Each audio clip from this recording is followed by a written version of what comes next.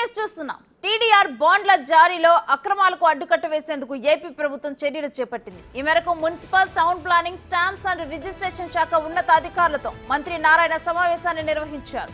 Town planning విభాగాన్ని stamps and registration శాఖతో అనుసంధానం చేసేలా నిర్ణయం తీసుకున్నారు.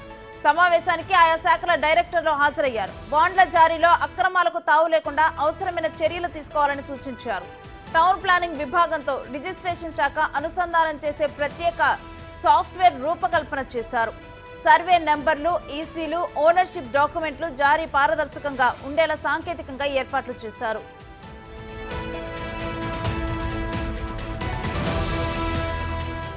ఇక ఇదే అంశానికి సంబంధించి డీటెయిల్స్ మా ప్రతినిధి అమరావతి శివ అందిస్తారు.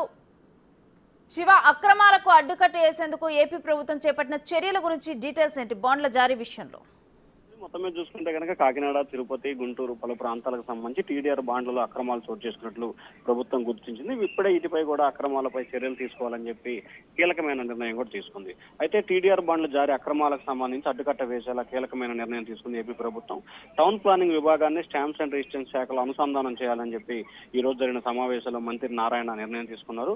Municipal, town planning, stamps and registration శాఖ ఈ 3 శాఖల అనుసంధానంతో 3 శాఖలు కలిసి దీన్ని నిర్ణయం తీసుకోవాలని చెప్పి కూడా మంత్రి నిర్ణయం తీసుకున్నారు. అలాగే బాండ్ల జారీలో అక్రమాలకు రాకుండా చర్యలు తీసుకోవాలని చెప్పి రిజిస్ట్రేషన్ శాఖకు సంబంధించి స్పష్టమైన ఆదేశాలు జారీ చేయడం జరిగింది.